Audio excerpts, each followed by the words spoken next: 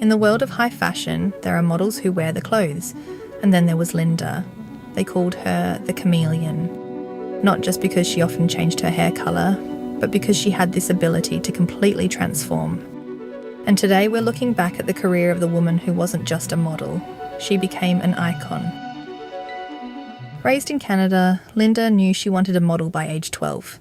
She taped magazine photos of models like Joan Severance to her bedroom walls for inspiration.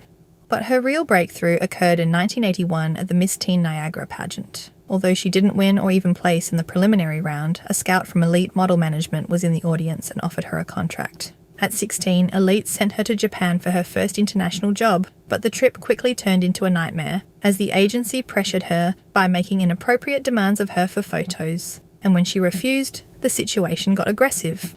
Terrified, she left Japan immediately.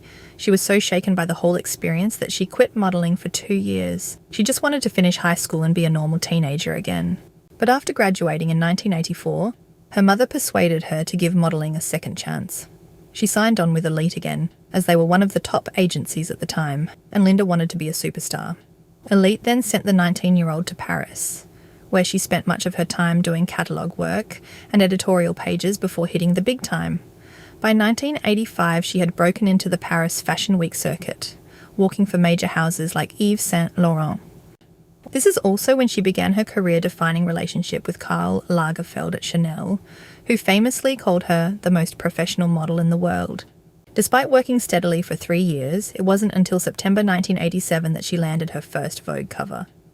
It was in 1988 that photographer Peter Lindbergh suggested that Linda cut her long hair short. So at a photo shoot in Paris, the hairstylist chopped her hair into a short, boyish crop, which reportedly had Linda in tears during the process.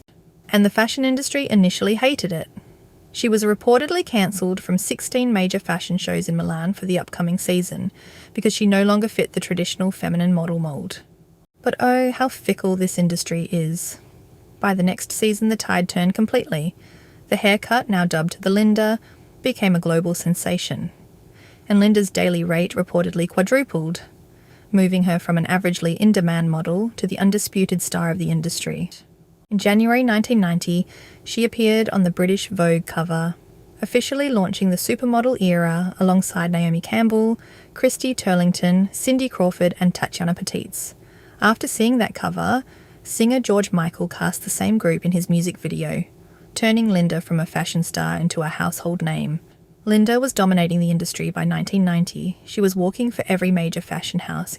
In an interview with Vogue, Linda famously said, "We don't wake up for less than $10,000 a day."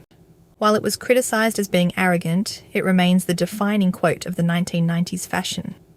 But in context, the quote was meant as a half-joking expression she and Christy Turlington shared, to mock the sheer absurdity of their wealth and the guilt they felt for having so much fun while earning it. Linda first met photographer Stephen Meisel on an American Vogue shoot in 1987, instantly sparking a creative relationship where she became his ultimate muse. Their partnership is one of the most enduring in fashion history, spanning over 25 years and yielding some of the industry's most definitive imagery. Stephen was instrumental in realising Linda's full potential, encouraging her constant reinventions. She often understood his creative needs without him even speaking, describing their bond as one of deep, mutual confidence. In 2023, the book Linda Evangelista, photographed by Stephen Meisel, was published, featuring over 180 images from 1987 to 2011. It's a really beautiful deep dive into their work together. And if you're curious, I've got it linked on my bookshelf. While Linda never officially retired, she did have 2 major breaks from the industry. The first was in 1998, at the absolute height of her fame.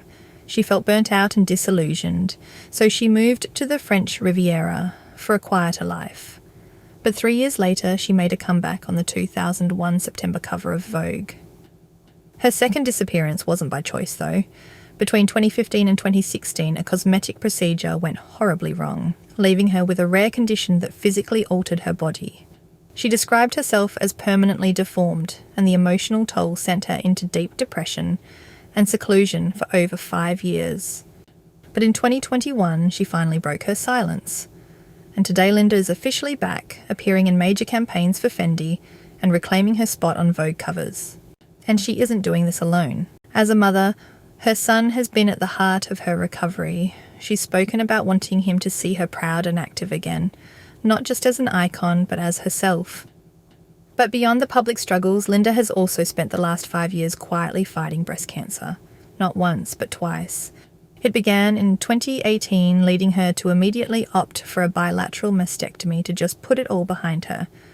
But in 2022, the cancer returned, this time in her pectoral muscle. And while she is thankfully currently cancer-free, she's been very candid about the uncertainty. Because the cancer recurred and her oncotype scores remain high, she describes her prognosis as good but not great. But even with that weight on her shoulders, Linda is staying in what she calls celebration mode. She told Vogue, "I know I have one foot in the grave, but I'm totally in celebration mode." It's that same defiance she's always had, just channeled in a different kind of way. Linda Evangelista was considered the model's model, and a significant part of her career was her runway presence. Linda did more than just walk in the clothes, she became a character for every designer, and because she changed her hairstyle so often, she looked like a different woman every season, which made her the ultimate canvas. Her walk was widely cited by designers as the most professional in the business. She had an incredible ear for the runway music, and she would adjust her pace and the swing of her hips to perfectly match the beat of the song. And she knew exactly where the photographers were and would time her poses so they could get the perfect shot. Unlike many of today's models who are taught to keep a neutral face, Linda used her face to sell the mood. So to see exactly why she remains the undisputed model's model, I've put together some of her most iconic moments. This is Linda Evangelista on the runway.